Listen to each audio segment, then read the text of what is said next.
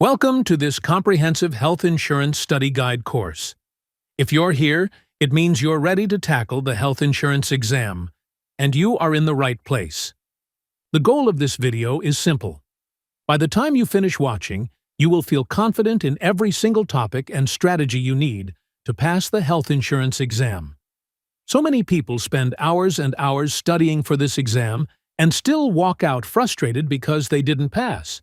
It's not that the material is too hard, it's that the health insurance exam is designed differently from most tests you've probably taken before. It's not a memorization test. You can't just cram terms and definitions and expect to succeed. The test questions are written to test the application, not recall.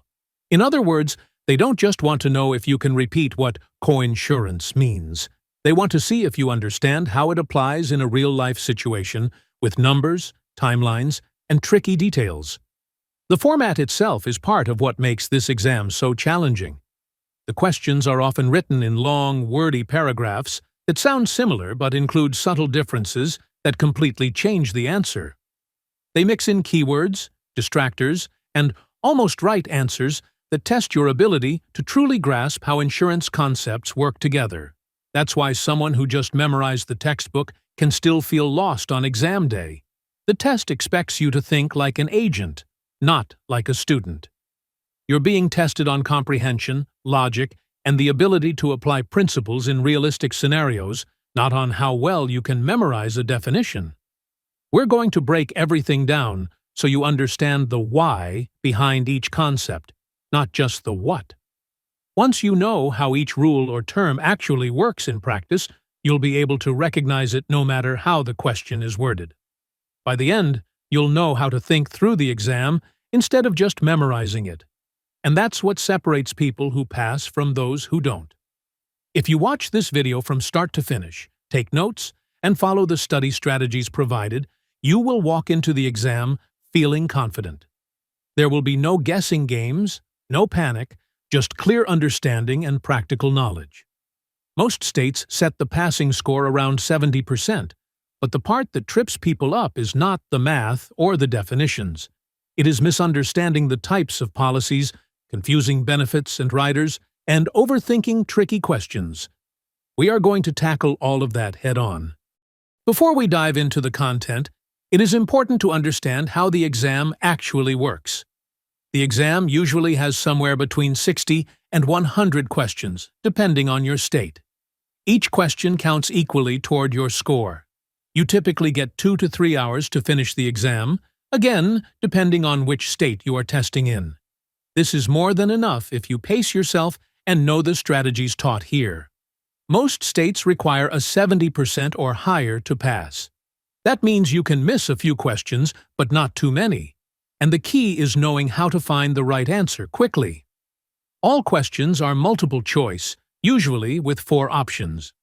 Most of the time, one answer is clearly right, one is clearly wrong, and the other 2 are designed to distract you. Learning how to eliminate wrong answers is going to save you a lot of time.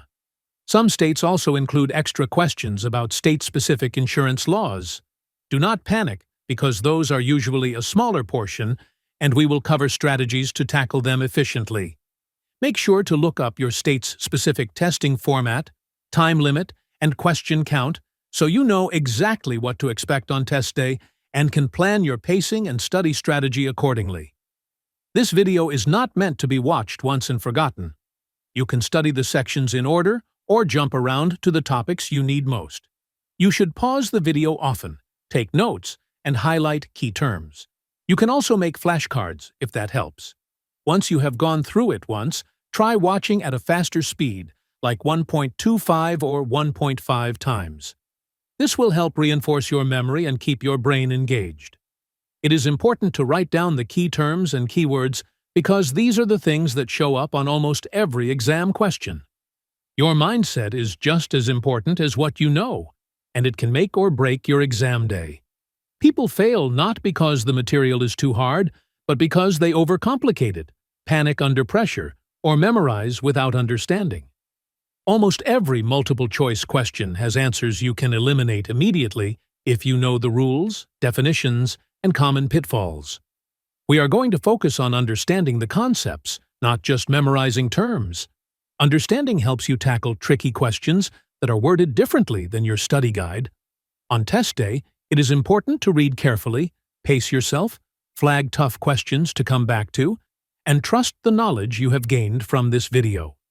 Before diving into specific health insurance policies, it's essential to understand the foundational concepts and terminology that form the backbone of the entire exam.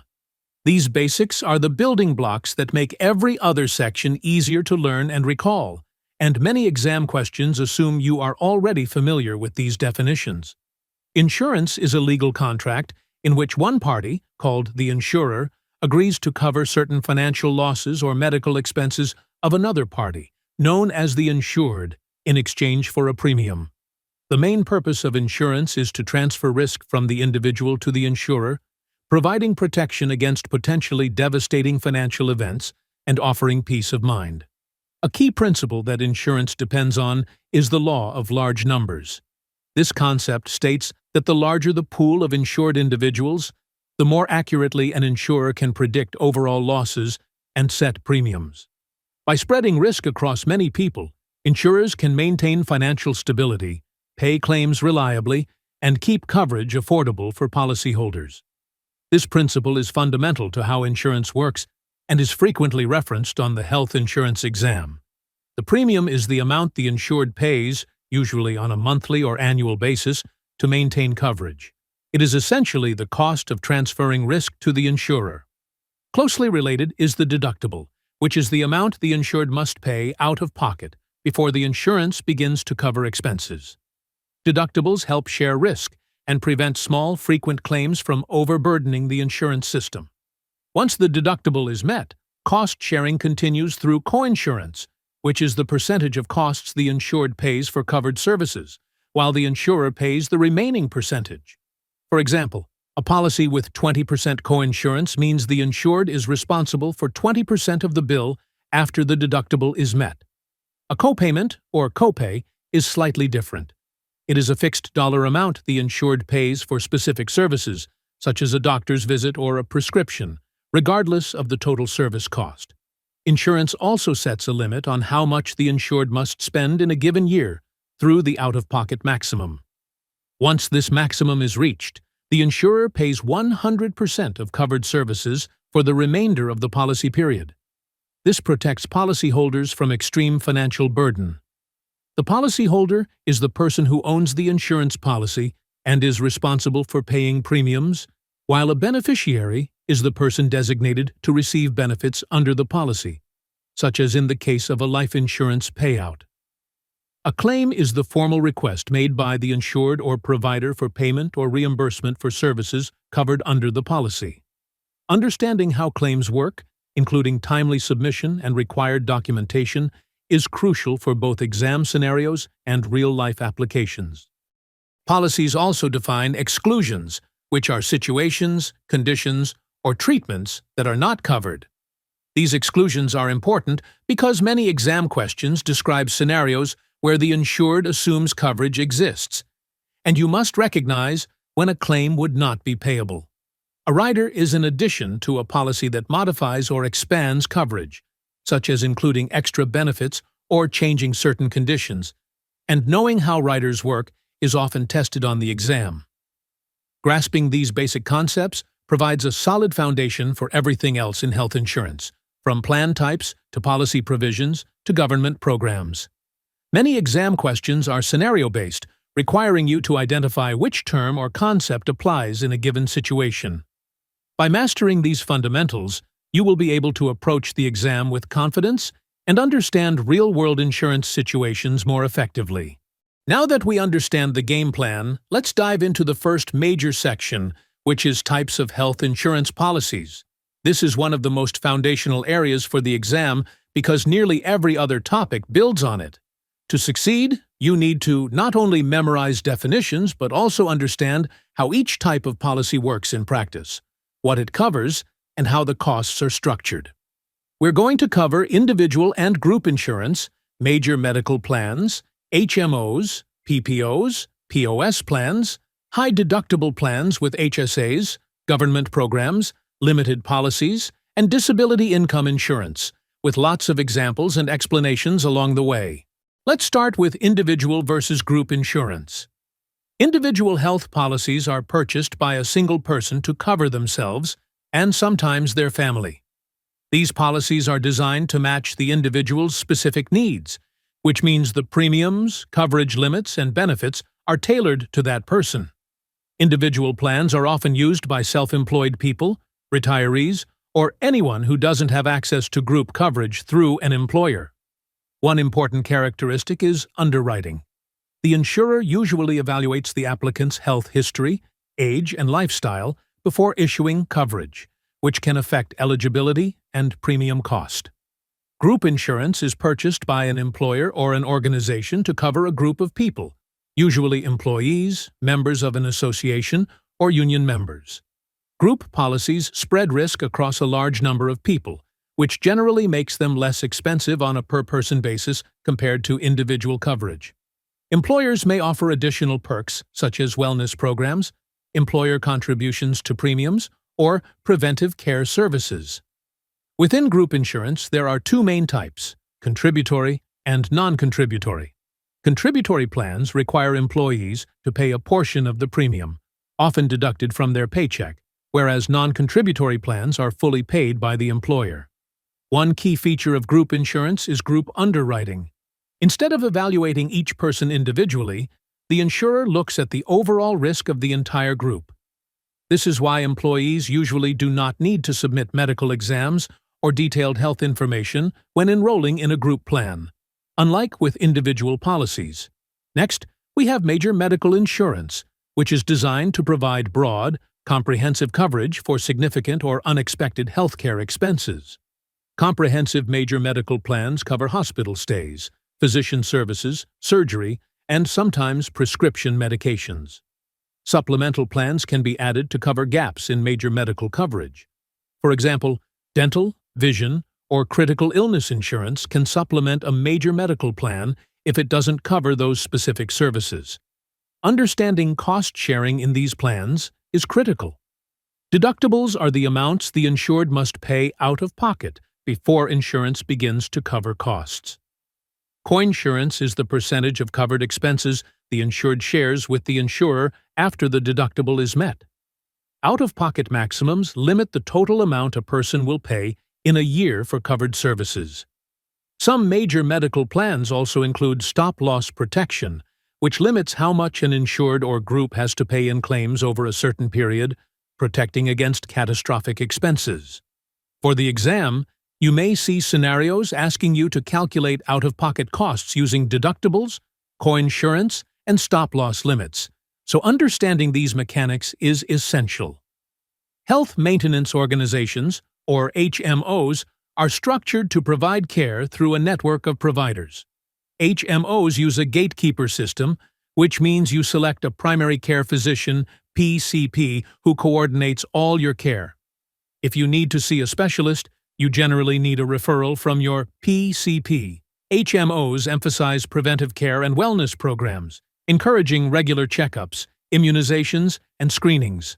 Most HMOs use copayments for doctor visits instead of deductibles, which means members pay a small fixed fee for each visit, making costs predictable. However, HMOs typically do not cover services outside their network, except in emergencies. So understanding network limitations is key. On the exam, you may be asked to identify a plan based on characteristics like requires PCP referrals or focuses on preventive care, which are classic HMO traits. Preferred provider organizations, or PPOs, work differently. PPOs allow members to visit any provider they want, but financial incentives encourage using in-network providers. In-network care costs less because the insurer negotiates rates with providers. Out-of-network care is more expensive and may involve higher coinsurance or reduced benefits. PPOs are generally more flexible than HMOs because they do not require referrals to see specialists. This flexibility comes at a cost. Premiums are usually higher, and cost sharing for out-of-network care can be significant. Understanding the trade-offs between HMOs and PPOs Lower cost versus flexibility is a common exam topic. For example, a question may describe someone who wants to see any specialist without a referral. Recognizing this as a PPO scenario is key. Point-of-service plans, or POS plans, are a hybrid between HMOs and PPOs. POS plans combine the gatekeeper and network structure of an HMO with the flexibility of a PPO. Members typically select a primary care physician and follow in-network rules for lower costs, but they can go out of network if they choose, usually at higher cost. POS plans also use cost-sharing tools like copayments and coinsurance. An example scenario might describe a member who pays a low fee to see in-network providers but higher fees for out-of-network care, which would point to a POS plan. Understanding these hybrid characteristics helps distinguish POS from HMO and PPO options on the exam. High-deductible health plans, or HDHPs, paired with health savings accounts, or HSAs, are another important type of policy. HDHPs have higher deductibles than typical health plans, which lowers the monthly premium. They are designed for people who are generally healthy or want to take more control over healthcare spending. HSAs are tax-advantaged accounts that allow individuals to save money to pay for qualified medical expenses. Contributions to an HSA are limited by IRS rules each year, and there are eligibility requirements. You must be enrolled in an HDHP and not have other disqualifying coverage, like traditional health plans or Medicare. HSAs provide triple tax advantages. Contributions are tax-deductible, earnings grow tax-free, and withdrawals for qualified medical expenses are tax-free. Many exam questions test your understanding of eligibility, contribution limits, and tax treatment. Government programs are another essential category. Medicare is a federal program for people over 65 or those with certain disabilities. It has multiple parts. Part A covers hospital expenses. Part B covers medical services. Part C, or Medicare Advantage, combines A and B and may include additional benefits like dental or vision, and Part D covers prescription drugs.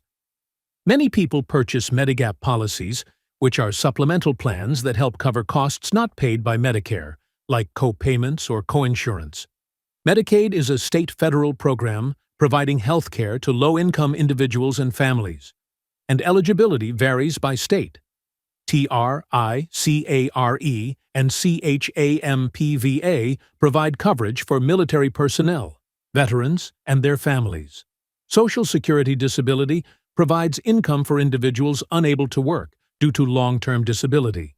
On the exam, you might see scenario questions describing a patient's age, income, or employment status, and be asked which program they qualify for. Limited policies are health plans that cover specific needs rather than comprehensive care.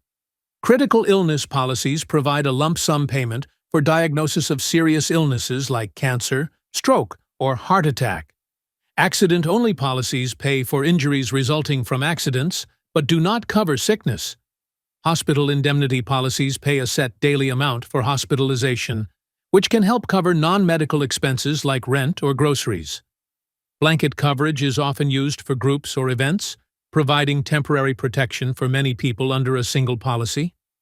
Dread disease policies focus on particular severe diseases, and vision and dental policies provide coverage for eye and dental care, often including routine checkups. These limited policies are usually supplemental and are frequently tested on the exam to see if you can distinguish between comprehensive and specialized coverage.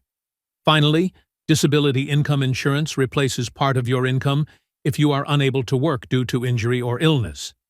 Disability is usually defined as the inability to perform your own occupation or any occupation, depending on the policy.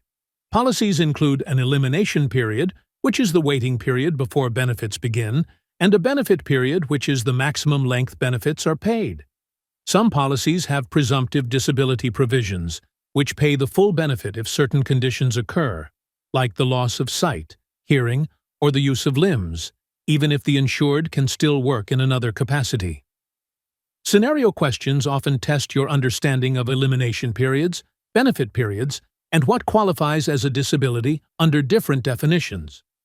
Understanding all of these types of policies is critical for the exam because questions often describe a scenario and ask you to identify the type of plan, the benefits included, or the cost-sharing structure. By taking the time to fully understand individual versus group plans, major medical coverage, HMOs, PPOs, POS plans, HDHPs with HSAs, government programs, limited policies, and disability income insurance, you will have a strong foundation for the rest of your study. The key is not just memorizing definitions, but knowing how to recognize scenarios and match them to the correct type of policy, coverage, or feature. Now that we have a solid understanding of the different types of health insurance policies, it's time to dive into policy provisions, clauses, and riders. This section is one of the most important areas for the exam, because many questions are based entirely on how policies are structured, what protections they provide, and what options a policyholder has. Understanding these provisions will not only help you answer questions correctly, but it will also give you a practical understanding of how insurance functions in real life, which is especially helpful if you ever become an agent or advisor. Let's start with the required uniform provisions. These are provisions that every health insurance policy must include to protect both the insurer and the insured. The first is the entire contract provision. This clause states that the policy itself, any attached riders or endorsements, and the signed application together make up the complete contract. Nothing outside of this written contract, including verbal promises or statements by an agent, is legally binding. For example, if an agent verbally promises coverage for a certain procedure that is not in the written policy, the insurer is not obligated to pay. On the exam, you may see scenarios where a policyholder claims coverage based on something someone told them, and the correct answer will often reference the entire contract provision. Understanding this protects you from common traps. Next is the time limit on certain defenses, also known as the incontestability clause. This provision generally states that after a certain period, usually 2 years, the insurer cannot deny a claim based on misstatements in the application, except in cases of fraud. This protects the insured from having claims denied for minor mistakes or omissions after a reasonable amount of time. For example, if an applicant forgets to disclose a minor medical condition on their application and submits a claim 3 years later, the insurer typically cannot deny it. Exam questions often test your ability to differentiate between the incontestability period and fraud exceptions, so make sure you know both. The grace period provision is another critical clause. It gives the policyholder extra time to pay a premium after it is due, preventing the policy from lapsing immediately. Most monthly premium policies have a 31-day grace period, but this can vary depending on the insurer or state regulations. For instance, if an insured forgets to pay a premium due on June 1st, they may have until July 2nd to make the payment without losing coverage. Understanding the grace period is crucial for exam questions about late payments or policy lapses. Reinstatement is closely related. If a policy lapses because of non-payment, reinstatement allows coverage to resume after the insured meets certain requirements, usually paying back premiums and providing proof of insurability. Many exam scenarios describe an insured who missed a payment and ask how coverage can be restored, making it essential to understand this process. For example, if someone had a policy lapse and then submits a medical exam to demonstrate insurability, the insurer can reinstate coverage retroactively, depending on the policy terms.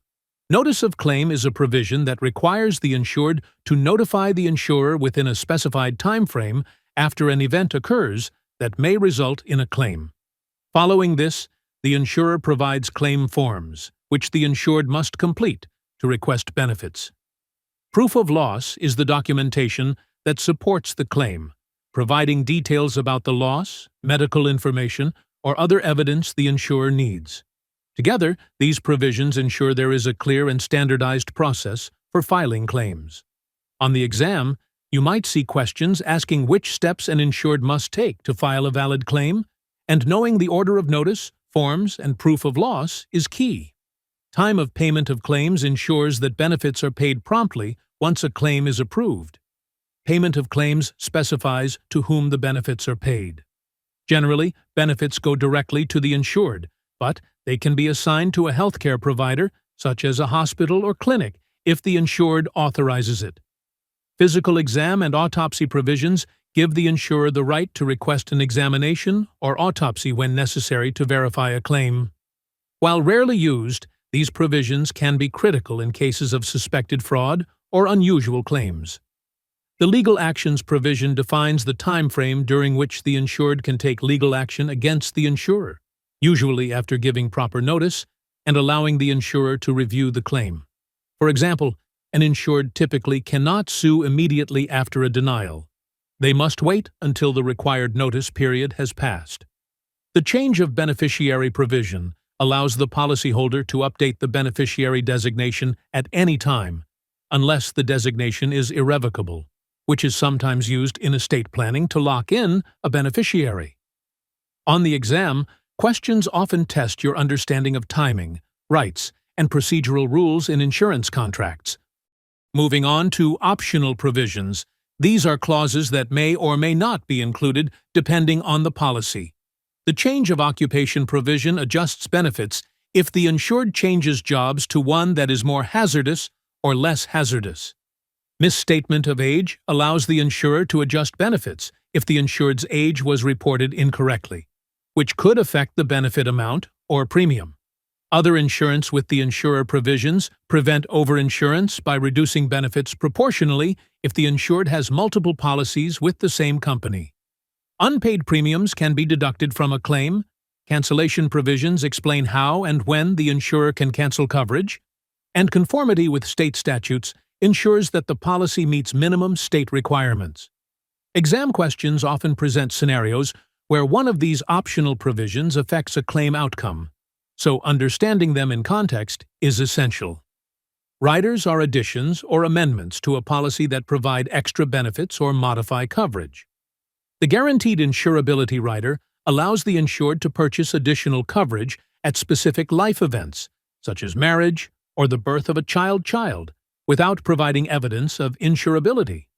The waiver of premium rider allows the insured to stop paying premiums if they become disabled while keeping coverage in force.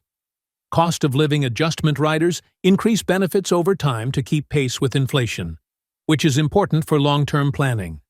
Accidental death and dismemberment, or AD&D, provides additional benefits if the insured dies or loses certain body parts in an accident.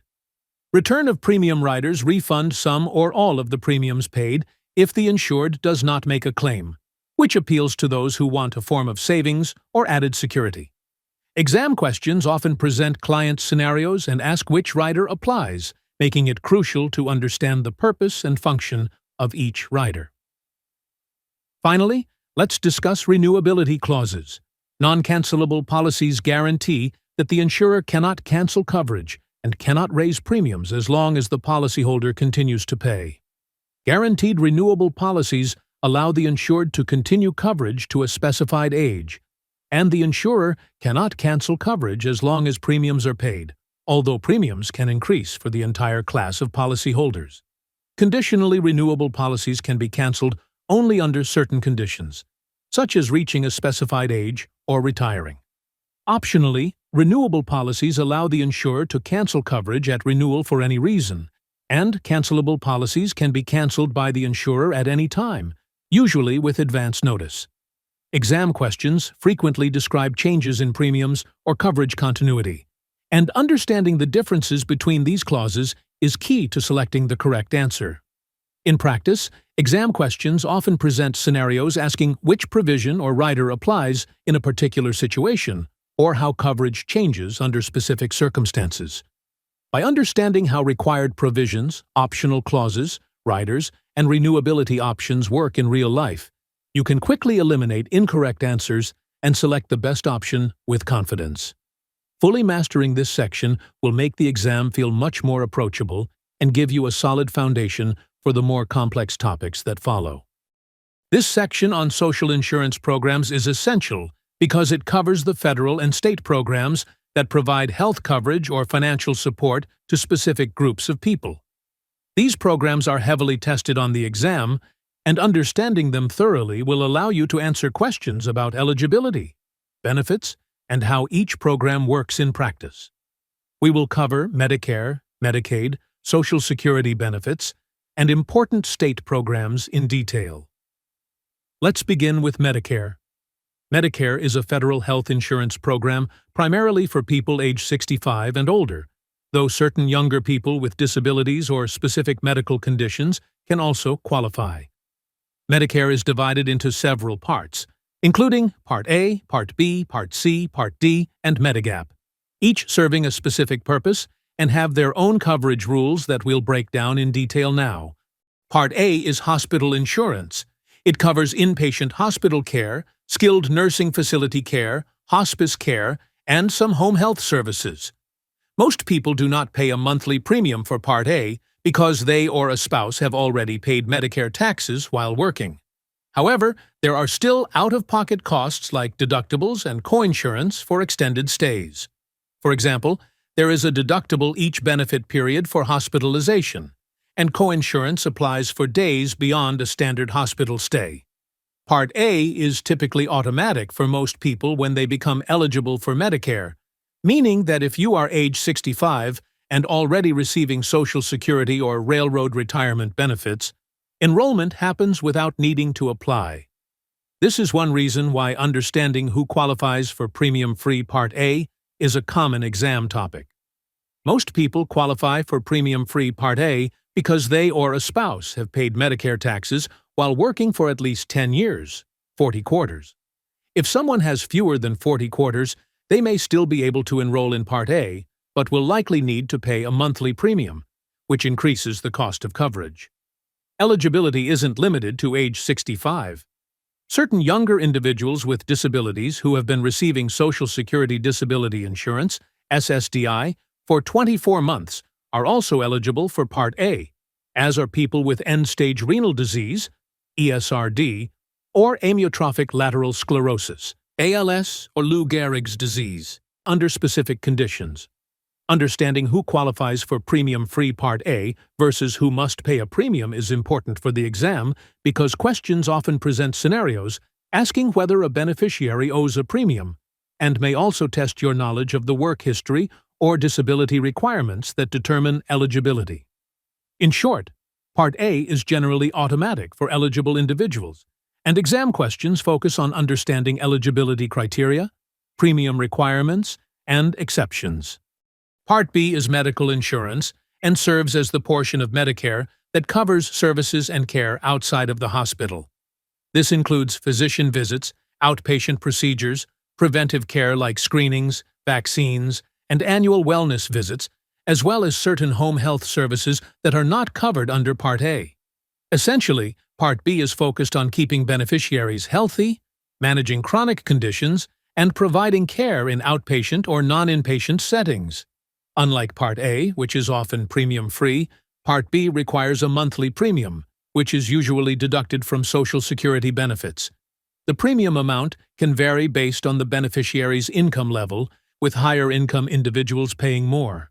Beyond the premium, Part B involves cost-sharing, including an annual deductible, the amount the beneficiary must pay before coverage begins, and coinsurance, which is typically 20% of the Medicare-approved amount for most physician services. Understanding the difference between Part A and Part B is crucial for the exam. Many questions present scenarios where you must determine whether a service is covered under Part A, hospital, inpatient, skilled nursing, hospice, or Part B, outpatient, physician services, preventive care. For example, a routine doctor's checkup or a lab test ordered in an outpatient clinic would fall under Part B, whereas a hospital stay for surgery would fall under Part A. Recognizing these distinctions ensures you can correctly identify coverage rules and answer scenario-based questions with confidence. Additionally, Part B encourages preventive care by covering screenings for cancer, cardiovascular conditions, diabetes, and other health issues, often at little to no cost to the beneficiary. This is important both for real-world understanding and for exam questions that test your knowledge of what preventive services are included under Medicare. In short, Part B protects beneficiaries from outpatient medical costs, requires a premium, and includes cost sharing, making it distinct from Part A, and exam questions will often focus on your ability to differentiate between inpatient and outpatient coverage. Part C, also called Medicare Advantage, is an alternative way for beneficiaries to receive their Medicare benefits through private insurance companies that are approved and regulated by Medicare. Instead of getting coverage directly through the federal government, like with Original Medicare, Parts A and B, the insured chooses a private Medicare Advantage plan that bundles Hospital Part A and Medical Part B coverage together. Most plans also include prescription drug coverage, Part D, and may offer additional benefits that Original Medicare doesn't provide, such as vision, dental, hearing, wellness programs, transportation services, or even gym memberships. These plans typically operate under managed care systems like health maintenance organizations, HMOs, or preferred provider organizations, PPOs. This means members are often required to use doctors, hospitals, and other healthcare providers within a designated network to receive full benefits. Going out of network may result in higher costs or no coverage at all, depending on the plan type. Because Medicare Advantage plans are run by private insurers, premiums, deductibles, and co-payments can vary between plans and locations, although each plan must provide at least the same level of coverage as Original Medicare. A key distinction is that Medicare Advantage plans set their own rules for things like referrals, prior authorizations, and network restrictions, while Original Medicare allows beneficiaries to see any provider that accepts Medicare nationwide. On the exam, you'll often see scenario-based questions where the beneficiary is choosing between staying with Original Medicare or switching to a Medicare Advantage plan. To answer these correctly, it's important to recognize that Medicare Advantage plans replace Original Medicare coverage but must still meet all federal Medicare standards. For example, a common test question might describe a person who wants lower out-of-pocket costs, extra benefits like vision or dental, and doesn't mind staying within a provider network. This would indicate a Medicare Advantage plan. Another scenario might test your understanding of the fact that beneficiaries enrolled in a Medicare Advantage plan cannot use a Medigap policy because those policies only supplement Original Medicare, not private Medicare Advantage plans. In short, Part C is the private bundled version of Medicare. It combines Parts A and B, often Part D, and may include additional benefits, but with managed care features and cost structures that differ from the traditional program. Part D is Medicare's prescription drug coverage, designed to help beneficiaries manage the often high cost of medications. Unlike Part A and Part B, Part D is optional, meaning eligible individuals can choose whether to enroll. However, it's important to note that if someone delays enrollment without having other creditable prescription coverage, they may face a late enrollment penalty, which increases their monthly premium when they eventually join. Part D plans are offered by private insurance companies approved by Medicare, and each plan can vary in terms of covered drugs, formulary tiers, and cost sharing. Beneficiaries typically pay a monthly premium for Part D, which can differ based on the plan and the beneficiary's income. There is usually an annual deductible, after which the plan begins sharing costs. Depending on the plan, the insured may pay co-payments, a fixed amount, or coinsurance, a percentage of the drug cost for each prescription. Many Part D plans also have a coverage gap, historically called the donut hole, where the insured temporarily pays a higher percentage of drug costs after reaching a certain spending limit until catastrophic coverage kicks in. Understanding these cost-sharing structures is essential for exam questions, especially when scenarios ask which part of Medicare covers drugs and how the costs are shared. For exam purposes, it is important to remember that Part D covers only prescription drugs and does not provide coverage for hospital or physician services. Enrollment in Part D is optional, but it is highly recommended to avoid late enrollment penalties. Part D is available to anyone who is already enrolled in Part A, Part B, or both, And the plans are offered through Medicare-approved private insurers, which means that plan details, costs, and formularies can vary depending on the provider. Many beneficiaries also purchase Medigap policies, also called Medicare Supplement Insurance. Medigap plans help pay for costs not covered by original Medicare, such as co-payments, coinsurance, and deductibles. These policies are standardized by the federal government, so coverage is consistent across different insurers. For instance, Plan G covers all gaps except the Part B deductible, and Plan F, available only to those eligible before 2020, covers all gaps including the Part B deductible. Exam questions may present a scenario where a beneficiary wants to reduce out-of-pocket costs and ask which Medigap plan or coverage feature applies. Understanding the differences between Medigap and Medicare Advantage is critical because questions often test your ability to identify which type of supplemental coverage is involved. Next, let's discuss Medicaid. Medicaid is a joint federal and state program that provides health care coverage for individuals and families with low income.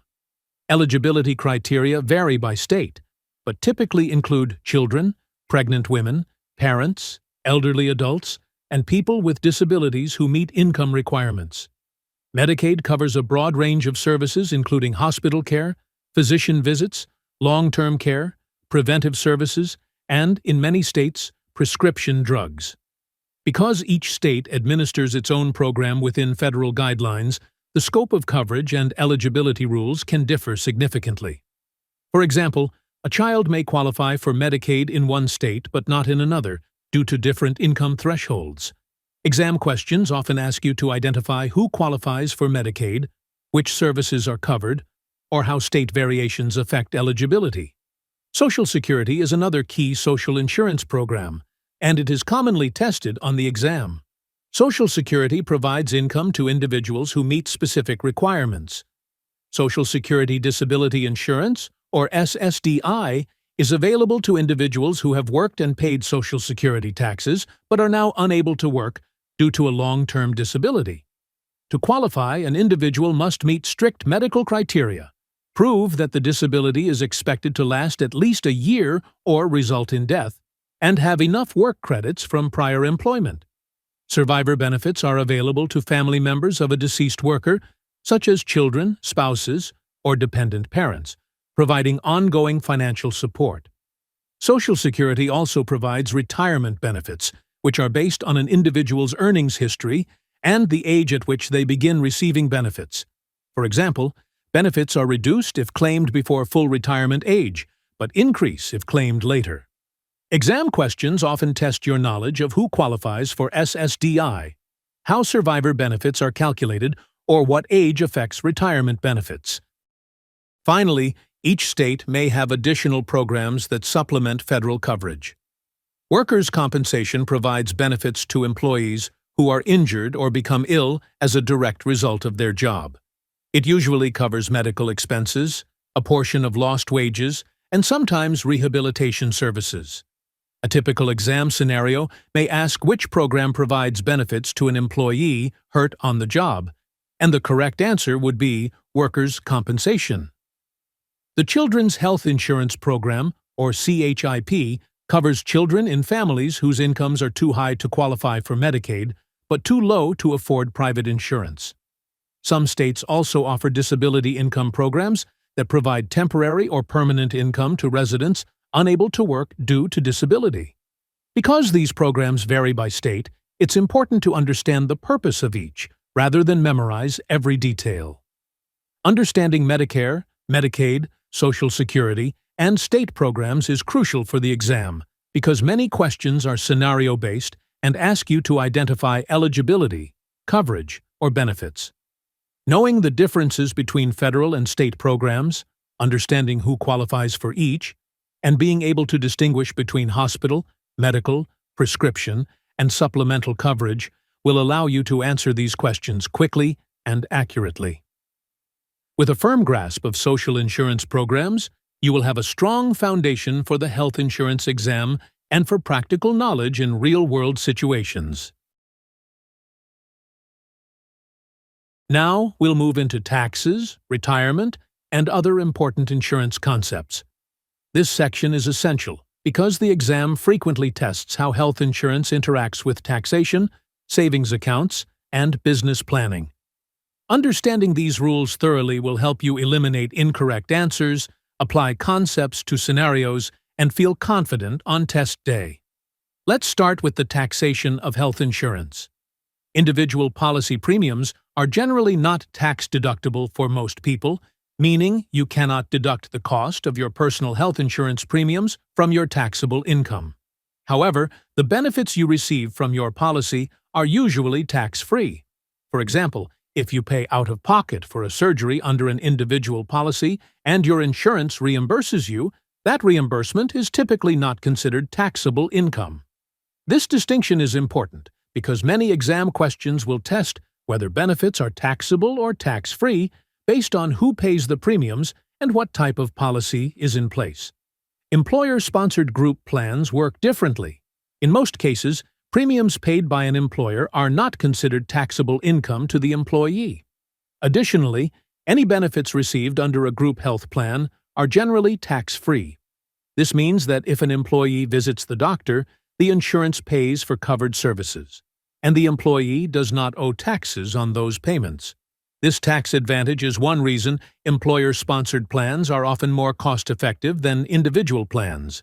Exam questions may present a scenario where an employee receives benefits from an employer plan and ask whether the benefits are taxable. So knowing this distinction is critical. Disability income insurance has its own set of taxation rules. If an individual pays the premiums with after-tax dollars, meaning they use their own income that has already been taxed, then any benefits received while disabled are generally tax-free. On the other hand, if an employer pays the premiums on behalf of the employee, the benefits received are usually taxable. For instance, imagine an employee becomes disabled and starts receiving monthly disability payments from a policy funded by the employer. Those payments would be included in taxable income for the year. This is a common exam scenario, so it's essential to understand who paid the premiums to determine taxability. Accidental death and dismemberment insurance, or AD&D, is another area where taxation matters. Benefits received due to a covered accident are typically tax-free. However, if the policy is part of a group plan funded by an employer, the tax treatment may vary, and any benefits beyond standard coverage could be taxable. For example, if an employee receives an AD&D payout for losing a limb, the benefits are usually not taxed, but additional supplemental payouts might have different treatment. Exam questions often test your ability to determine the correct tax treatment in these scenarios. Next, we have tax-advantaged accounts that help individuals and businesses manage healthcare expenses. Medical savings accounts, or MSAs, were one of the original types of accounts designed for self-employed individuals or small businesses to save pre-tax money for medical expenses. Although less common today, they are still tested on the exam. Health savings accounts, or HSAs, pair with high-deductible health plans. Individuals can contribute pre-tax dollars to an HSA, and those funds grow tax-free and can be withdrawn tax-free to pay for qualified medical expenses. HSAs have annual contribution limits set by the IRS, which are updated each year, and there are eligibility rules, including being enrolled in an HSA, qualified high-deductible plan, and not having other disqualifying coverage. Flexible spending accounts, or FSAs, are usually offered by employers and allow employees to contribute pre-tax dollars for medical or dependent care expenses. FSAs often have a use it or lose it rule, meaning any funds not spent by the end of the plan year may be forfeited, although some employers allow a short grace period or limited carryover. Health reimbursement arrangements, or HRAs, are funded solely by employers and reimburse employees for qualified medical expenses, often integrated with group health plans. Understanding the contribution limits, withdrawal rules, and tax advantages of these accounts is critical, because exam questions often present a scenario and ask which account applies or what the tax treatment is for contributions or withdrawals. Finally, we need to cover business uses of health insurance. Key person insurance is purchased by a business to protect against the loss of an important employee whose skills or knowledge are vital to the company's success. If that person becomes disabled or dies, the proceeds from the policy provide financial protection to the business, allowing it to cover expenses, replace the employee, or maintain operations. Buy-sell agreements are contracts between business partners that dictate what happens to a partner's share if they become disabled, retire, or pass away. These agreements are often funded using life or disability insurance, ensuring that remaining partners can buy out the departing partner's interest without financial strain. Executive bonus plans are a way for employers to provide additional benefits to key employees. In this arrangement, the employer pays premiums for a life or health insurance policy, and the employee receives the benefit. Depending on how the plan is structured, the benefit may be taxable to the employee or provide tax advantages for both parties. Exam questions often describe a business scenario and ask which type of insurance arrangement is being used, so understanding these applications is crucial. By fully understanding the taxation of health insurance, the rules for MSAs, HSAs, FSAs, and HRAs, and the ways businesses use insurance for protection and incentive purposes, you will be well prepared to answer related exam questions confidently. Breaking these concepts down into practical examples makes them much easier to grasp and remember. This knowledge is not only important for the exam, but also provides valuable insight into how health insurance works in real-life financial planning and business operations. Now that we have covered taxes, retirement, and other insurance concepts, we are moving into one of the most practical and scenario-heavy sections of the exam: field underwriting and producer responsibilities. This section is critical because it focuses on the role of the agent, the application process, and the rules that protect both the insurer and the insured. Many exam questions are built around realistic situations involving applications, privacy, and proper procedures. So understanding this material thoroughly will allow you to answer questions quickly, accurately, and with confidence. Field underwriting begins with the application. The application is the primary tool the insurer uses to collect information about the applicant. It is far more than just a form. It is the foundation of the underwriting process and ultimately determines whether coverage is issued and at what rate. The application typically includes personal details such as name, age, gender, and contact information, as well as medical history, lifestyle habits like smoking or alcohol use, occupation, and details about the requested coverage. Because the application is a legal document, accuracy is paramount. Every answer must reflect the applicant's true circumstances. Misstatements, whether intentional or unintentional, can lead to claim denials or even cancellation of the policy. Required signatures are another key aspect of field underwriting. Both the applicant and the producer must sign the application. The applicant's signature confirms that the information provided is accurate to the best of their knowledge. The producer's signature confirms that they have accurately recorded the applicant's information, provided the necessary disclosures, and followed all legal and ethical requirements. Failing to obtain proper signatures can invalidate the application or create issues if a claim is filed later. Underwriters often use several tools to verify the information on an application. One of the most common is the MIB report, which comes from the Medical Information Bureau. The MIB collects information from previous insurance applications and can flag inconsistencies or omissions. For example, if an applicant failed to report a prior health condition on a previous application, the MIB report would alert the underwriter to that history. Another key tool is the Attending Physician Statement, or APS. This is a detailed report from a doctor providing additional medical information about conditions that could affect insurability. APS reports are usually requested for applicants with significant health issues or complex medical histories. Understanding when these tools are used and what information they provide is important because exam questions often ask which tools an underwriter would use to assess risk or identify potential problems. The producer's role in completing the application is equally important. Agents must ensure that every question is answered fully and truthfully. If any information changes during the application process, those changes must be documented clearly, either through an amendment or a supplemental form. Agents are also responsible for providing full disclosure, which means explaining coverage details, premiums, limitations, exclusions, and any waiting periods.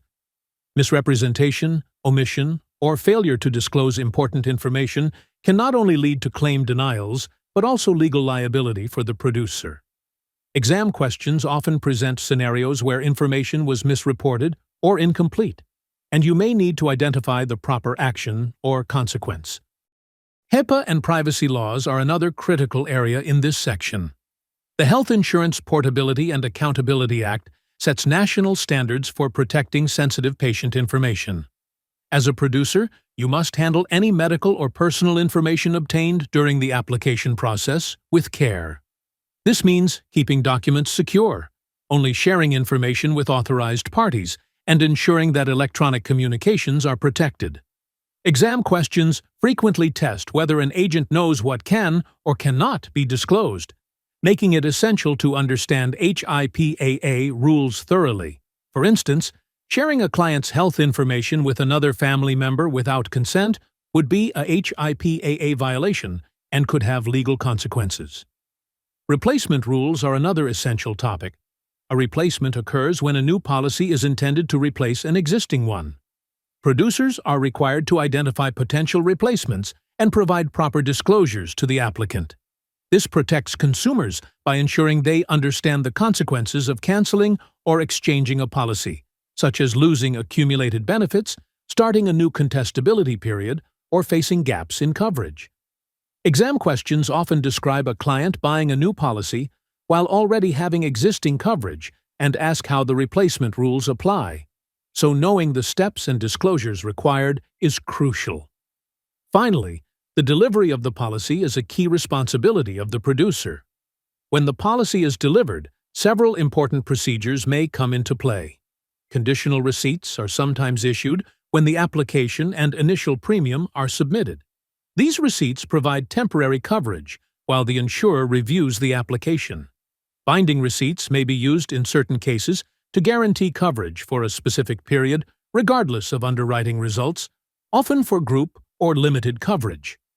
Statements of good health are sometimes required if the policy is delivered without collecting the first premium in advance. The applicant must confirm that their health has not changed since completing the application. This allows the policy to take effect immediately once the statement is signed, and it ensures the insurer can rely on the health information originally provided. Understanding field underwriting, completing the application accurately, adhering to HIPAA and privacy laws, following replacement rules, and properly delivering the policy is critical for both the exam and real-world practice. These concepts form the backbone of the producer's ethical and legal responsibilities. Questions on the exam often present detailed scenarios asking what steps an agent should take, which reports or forms are required, or what disclosures must be made. Mastery of these topics not only prepares you to answer those questions correctly, but also ensures that you understand the professional standards that govern the insurance industry. By learning this material thoroughly, you will be able to navigate both the exam and your career as an insurance producer with confidence and competence. Now for state laws and regulations. This section is important because each state has its own rules that govern how insurance is sold, how producers are licensed, and how policies must be structured. Many exam questions will test your knowledge of these state-specific requirements, so it's essential to understand both the foundational principles and how to find the details that apply to your own state. Even though the specific laws vary, the concepts are generally consistent, and a solid understanding will allow you to answer scenario-based questions accurately. Let's start with licensing requirements. Every state requires insurance producers to be licensed before they can sell health insurance. To obtain a license, you typically need to complete a pre-licensing education program approved by your state. These programs cover both general insurance concepts and state-specific regulations. After completing pre-licensing education, you must pass the state licensing exam. This exam tests your knowledge of health insurance concepts, state laws, and ethical requirements. Once you pass, you submit a licensing application, which usually includes fingerprinting and a background check to ensure that you have no criminal history or regulatory violations. Maintaining your license also requires meeting ongoing continuing education requirements, which ensures that you stay up to date on new laws, regulations, and industry practices. Failing to meet these requirements can result in fines, suspension, or even revocation of your license. Next, it's important to understand the role of the State Insurance Commissioner. The Commissioner is the regulatory authority responsible for overseeing the insurance industry in each state. They have broad powers, including issuing and renewing licenses, enforcing insurance laws, and examining insurers to ensure they comply with state regulations. The Commissioner can take disciplinary action against producers or companies that violate laws, which can include fines, license suspension, or even revocation. Many exam questions will ask you to identify the authority responsible for enforcement, so it's crucial to understand the Commissioner's role and powers. Continuing education is another key area tested on the exam. Most states require licensed producers to complete a set number of hours of continuing education during each licensing period. This often includes courses on ethics, state-specific health insurance laws, and changes in coverage requirements. The goal is to ensure that producers maintain a high level of knowledge and provide accurate legal guidance to clients. Failing to meet continuing education requirements can jeopardize your license and your ability to sell insurance, which is why this is a serious responsibility. Marketing rules are also regulated at the state level. These rules dictate how producers can advertise policies, solicit clients, and handle replacements. For example, states require producers to provide full and truthful information about the products they sell, avoid misrepresentation, and disclose any incentives or bonuses tied to sales. Replacement rules, which are part of marketing regulations, require producers to inform clients about the effects of replacing an existing policy, such as loss of benefits, waiting periods, or changes in premiums. Exam questions often present a scenario involving a marketing or replacement situation and ask which action is permissible under state law. Finally, policy standards are established by each state to ensure that health insurance policies meet minimum requirements for coverage and consumer protection. These standards may mandate certain benefits, require specific provisions or riders, or set limits on deductibles and out-of-pocket costs. Understanding these requirements is critical because exam questions may describe a policy and ask whether it meets state-mandated standards. Knowing these rules also helps you as a producer to ensure that any policy you sell is compliant with state regulations. By understanding licensing requirements, the powers of the State Insurance Commissioner, continuing education rules, marketing regulations, and policy standards, you will have a strong foundation for the state law portion of the exam. Even though each state has unique rules, most exam questions focus on general principles, so mastering these basics will allow you to navigate state-specific scenarios with confidence. Remember, the key is not to memorize every single law, but to understand the underlying concepts and the purpose behind the rules, because this is what exam writers are testing. Now that we have gone through each major section, it's time to focus on exam strategy.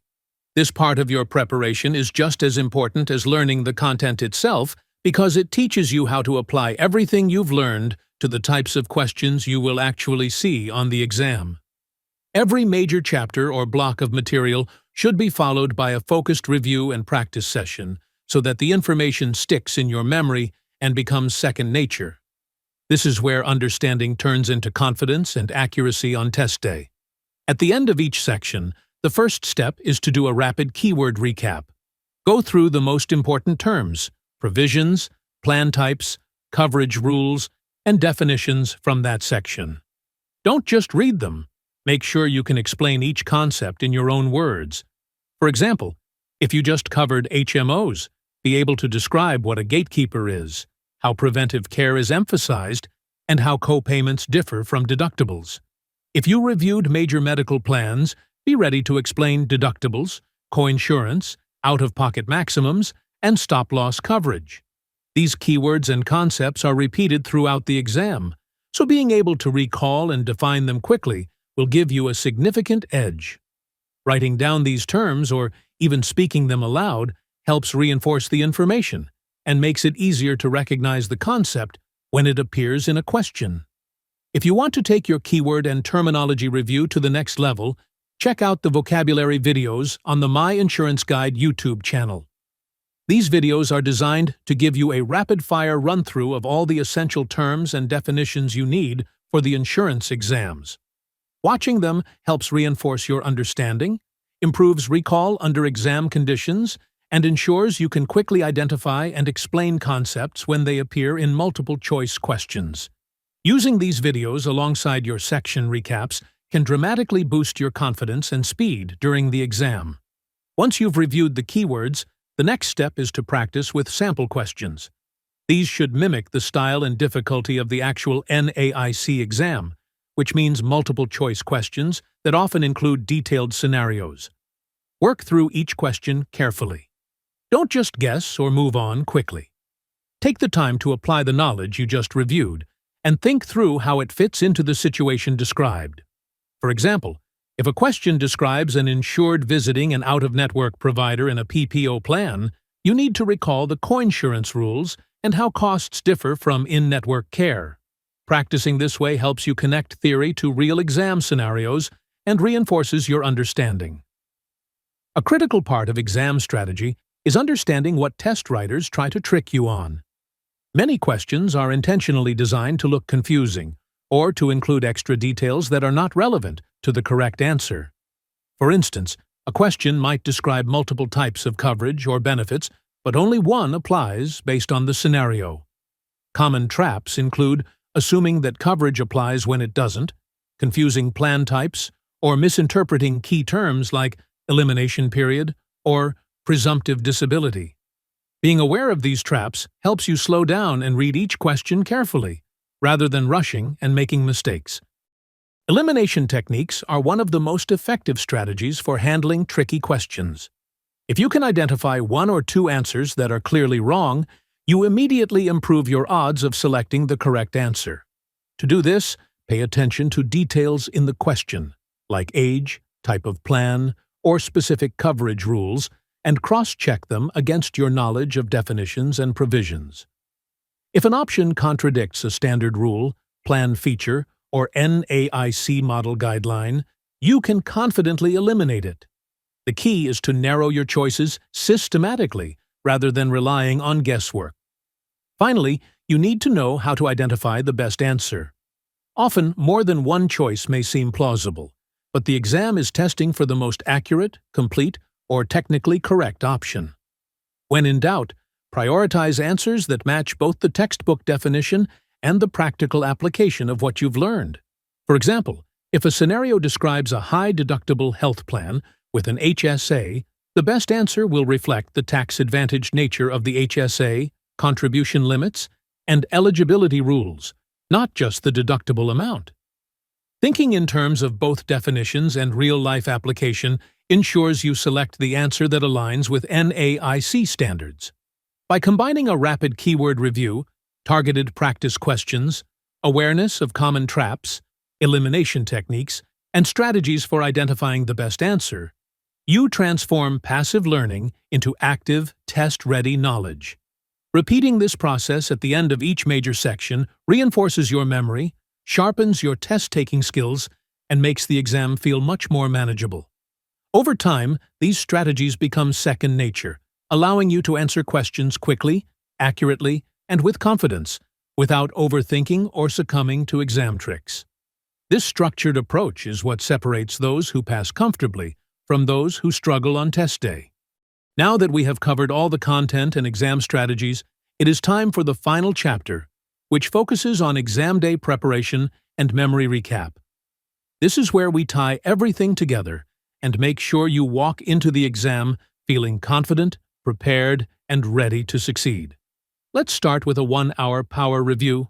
This is a fast, focused session you can do the day before or the morning of the exam. Go over the top terms that are most likely to appear on questions. the most important laws and regulations, and key definitions that you know will be tested. It is also a good idea to quickly refresh any math or formula concepts, like coinsurance calculations, deductibles, or out-of-pocket maximums. This final review is not the time to learn new material, but to reinforce what you already know and bring it to the front of your mind. Next, we will cover test day tips. Pacing is extremely important. You should know roughly how much time to spend per question so you can make it through the exam without rushing at the end. Flag questions that you are unsure about so you can return to them after answering the ones you know. Use keyword logic by identifying the keywords or phrases in each question that point you toward the correct answer. Avoid overthinking questions, because the exam is designed to test your knowledge, not your stress level. Often the first answer that makes sense is the correct one, as long as it aligns with the rules and definitions you have studied. Finally, let's talk about your confidence reset. The night before the exam, get a good night's sleep and avoid cramming new material. Eat a healthy meal, relax, and remind yourself that you have done the work and studied thoroughly. On the morning of the exam, arrive early, take a few deep breaths, and review your 1-hour power review if you like, but keep it light. When you encounter a question you are stuck on, pause and think about the rules and definitions you have learned. Eliminate answers that are clearly wrong and use logic to choose the best remaining option. Trust your preparation and don't let anxiety take over. By combining a focused power review, effective pacing and flagging strategies, keyword logic, and a calm, confident mindset, you will maximize your performance on exam day. Remember that this exam is not about perfection. It is about applying what you have learned, staying focused, and using the strategies you have practiced throughout this video. Walk in with confidence, answer each question carefully, and you will come out successfully. If you found this video helpful, make sure to click the like button and subscribe to the channel so you don't miss any of our future insurance study guides and exam tips. Subscribing helps us keep creating content that provides you with career-focused educational videos that teach practical tips for becoming a successful insurance agent.